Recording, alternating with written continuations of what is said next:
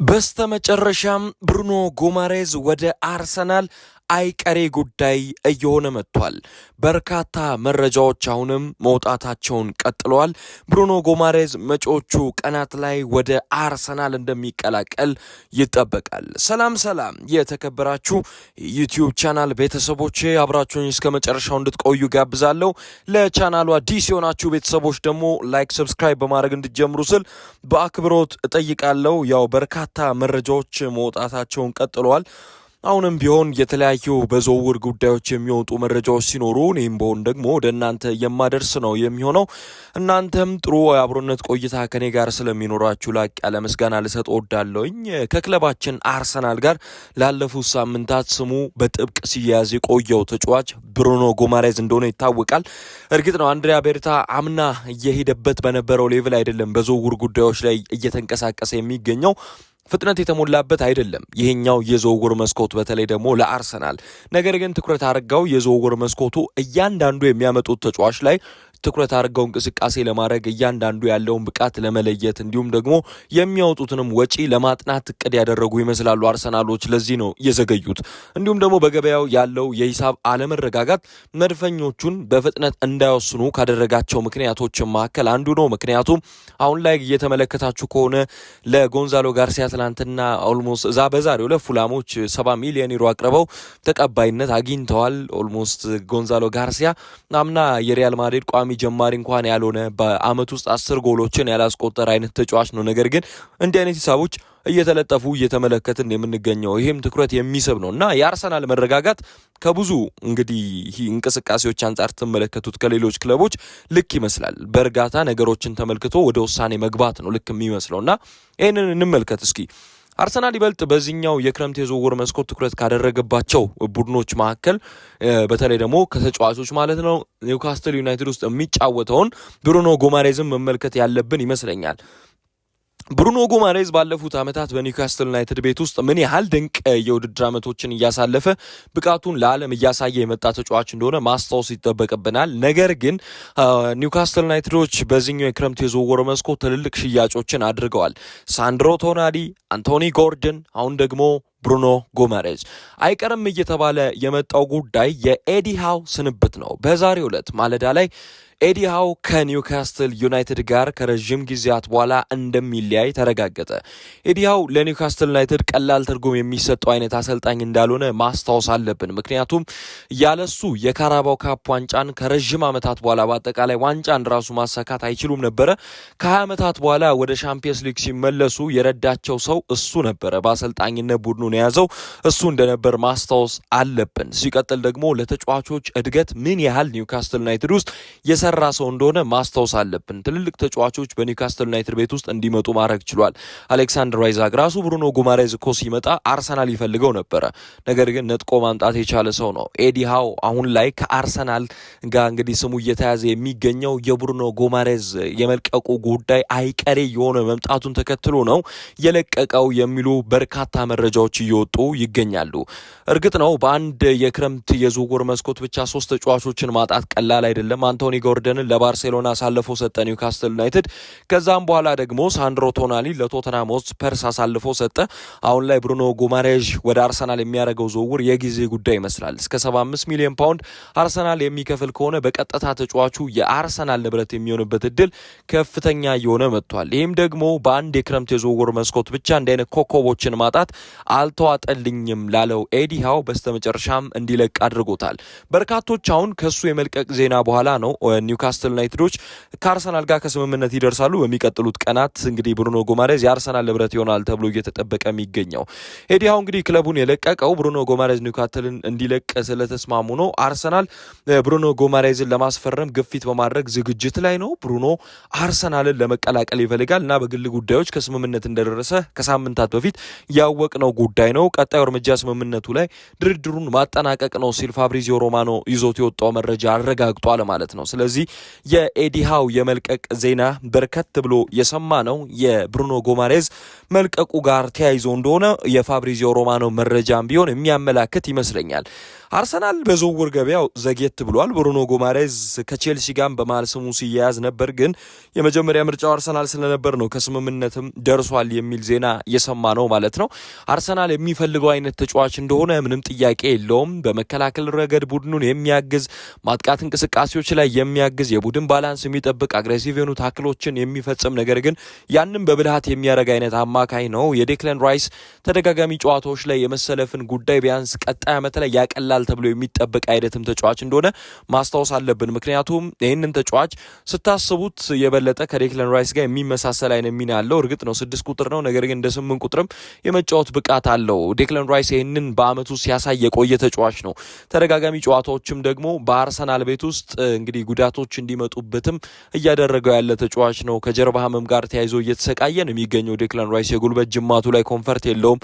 የተለያዩ ትሪትመንቶችን እየወሰደ ነው ባለም ዋንጫውን ብዙ የተጫወተው። ስለዚህ እንደ ብሩኖ ጎማሬዝ አይነት ሊደር የሆነ አማካኝ በቡድኑ ውስጥ በተጨማሪ ኃይል ያስፈልጋል። የአርሰናል የአማካኝ ስፍራ የበለጠ ኳሶችን ወደፊት የሚያከፋፍል አይነት ተጫዋች ይጠብቃል። ምክንያቱም አምና በባክ ፓስ የተጠመደ አይነት ቡድን ይመስል ነበር። በተለይ ደግሞ ማርቲን ዙቢሜንዲ ወደ አርሰናል ከመጣ በኋላ የመጀመሪያ ሳምንቶቹ ጥሩ ነበሩ፣ የመጀመሪያ ሲዝኑም ጥሩ ነበር። ግን ሁለተኛው የሲዝኑ አጋማሽ ላይ የማርቲን ዙቢሜንዲ ጥራት እየቀነሰ እንደመጣ በርካቶች ይናገራሉ። ለዚህ ነው የበለጠ ባክ ፓስ ላይ ጥገኛ ነው የሚል ሀሜቶች ሲወጡበት የነበረው ተጫዋቹ።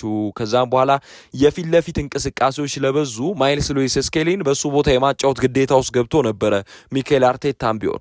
ስለዚህ ቀጣዩ ፕላኑ ሊሆን የተገደደው የአማካኝ ስፍራ ላይ ኤነርጂውን በጣም ከፍ የሚያደርግ በሃይ ኢንቴንሲቲ ሊጫወት የሚችል አይነት የአማካኝ ስፍራ ተጫዋች ማስፈረም ነው። ለዚህ ደግሞ ብሩኖ ጎማሬዝ ምንም እንኳን እድሜው 29 28 በሚቀጥለው እንግዲህ ዓመት 29ኛ ዓመቱን ይይዛል፣ ነገር ግን አሁን ላይ 28 ዓመቱ ነው። በዚህ አይነት ሂሳብ በእርግጥ እንዲህ አይነት ተጫዋቾችን አሁን ባለበት እድሜ ላይ ማምጣቱ አይደለም ልክ የሚል አይነት ክርክር ተነሳ እንጂ የተጫዋቹን ጥራት ማንም ሊክደው እንደማይችል ግልጽ ነው። የብሩኖ ጎማሬዝ እና የአርሰናል እንግዲህ ንግግር በጣም እየተፋጠነ እየመጣ እንደሆነ ነው መረጃዎችም ሲያሳዩ የከረሙት። ተጫዋቹም ቢሆን የመጀመሪያ ፕላኑ አርሰናል መሆኑ ጠቅሞታል።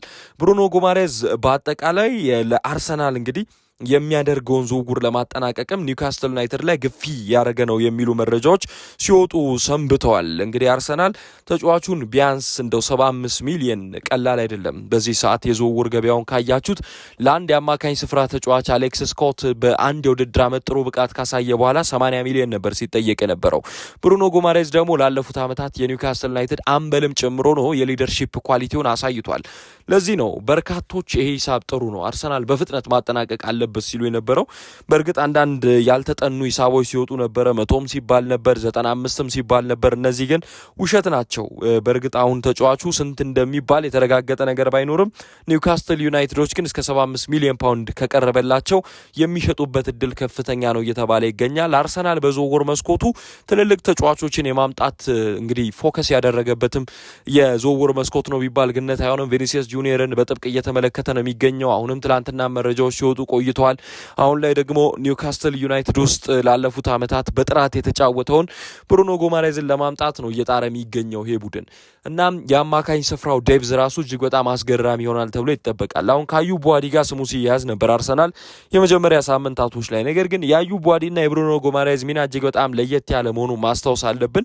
የበለጠ ኤክስፔሪየንስ ያለውን ተጫዋች በዚህ ሰዓት አርሰናል ይፈልጋል እንጂ በፕሮሰስ ውስጥ እየጎለበተ መጥቶ የሚያሳድገውን አይነት ተጫዋች በተለይ ደግሞ እንዲህ አይነት ሪስክ በሚወስዱ የአማካኝ ስፍራ ቦታዎች ላይ ማምጣት አይፈልግም።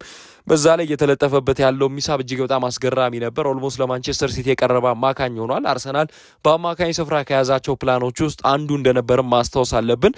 ያው ከቶማስ ፓርቴ መውጣት በኋላ በተለይ ደግሞ የቶማስ ፓርቴን ተመሳሳይ ሚና ምናልባት ሊወጣ የሚችለው ቦታ በ6 ቁጥር አሁን ብሩኖ ጎማሬዝ እየመሰለ መጥቷል። ማርቲን ዙቢሜንዲም አለ። እንግዲህ የአማካኝ ስፍራው ማይልስ ሉዊስ ስኬሊም እንዳለበት መረሳት የለበትም። ምክንያቱም ላስት ይር ድንቅ ሲዝን ነበር ያሳለፈው መጨረሻ ሳምንታቶች ላይ ለቡድኑ የሻምፒየንስ ሊግ የፍጻሜ ጨዋታ ላይ ራሱ ተመራጭ አማካኝ የነበረው እሱ እንደነበር ማስታወስ አለብን። ስለዚህ የበለጠ አርሰናል የጨዋታ ድል ማንን ሊሰጥ ነው፣ የአማካኝ ስፍራው ላይ ማን ሊጣመር ነው የሚለውም ትኩረትን የሳበ ሆኗል።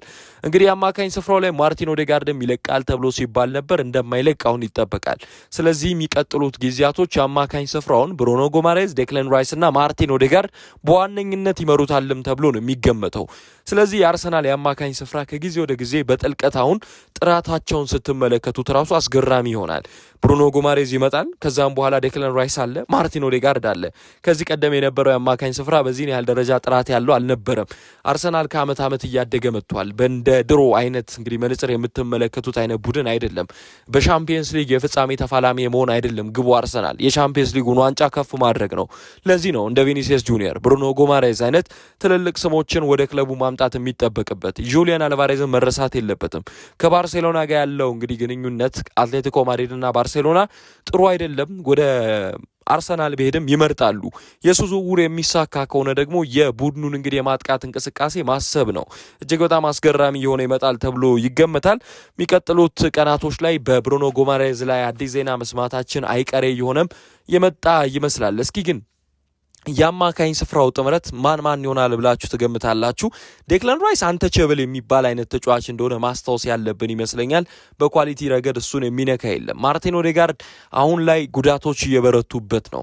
ጉዳቱ ግን የሚቀጥል ካልሆነ በጣም ድንቅ ብቃት ያለው ተጫዋች እንደሆነ ማስታወስ አለብን። ማርቲን ኦዴጋርድ ወደ አቋሙ ከተመለሰ ለፊት መስመሮቹም እንግዲህ ጥራትን የሚጨምር አይነት ተጫዋች ነው።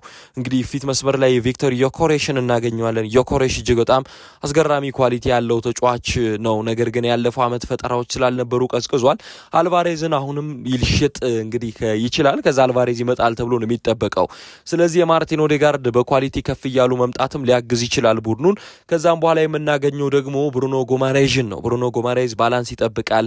የበለጠ ለዴክላን ራይስ የማጥቃት እንቅስቃሴውም ላይ ሚናውን ከፍ እንዲያደርግ ይረዳዋል ተብሎ ይጠበቃል። የፓስ ኦርጋናይዜሽኑ ኋላ ጀምሮ ቡድኑ በሚቀባበልበት መንገድ የድሮን የአርሰናልን ካልቸር ሊደግም እንደሚችል በነጻነት ሊጫወቱ እንደሚችሉም የሚያሳይ ይመስለኛል።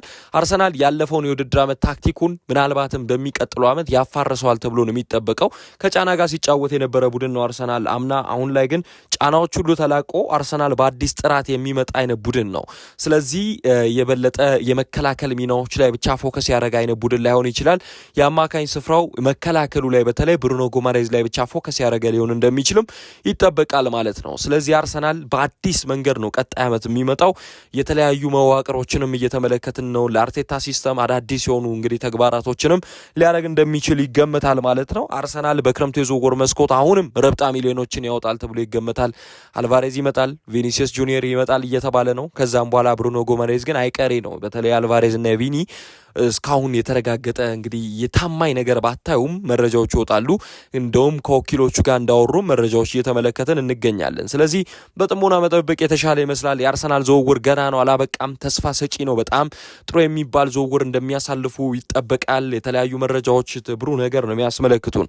ስለዚህ አማካኝ ስፍራ ውስጥ የእናንተን ምርጥ 3 የአማካኝ ስፍራ ጥምረት ብሩኖ ጎማሬዝ ከመጣ ጻፉልኝ። እስካሁን አብራችሁ ስለነበራችሁ አመሰግናለሁኝ። ቪዲዮን ተከታትላችኋል። ላይክ ያደረጋችሁ እንግዲህ አመሰግናለሁ። ያላደረጋችሁ ማድረግ ትችላላችሁ። ሼር እንድታደርጉም በአክብሮት እጠይቃለሁኝ። በቀጣይ ጥንክር እስከምንገናኝ ድረስ ቸር ቆዩልኝ። ከቪኒ ጋር አዲስ ነገር ይኖራል ተብሎ ይጠበቃል።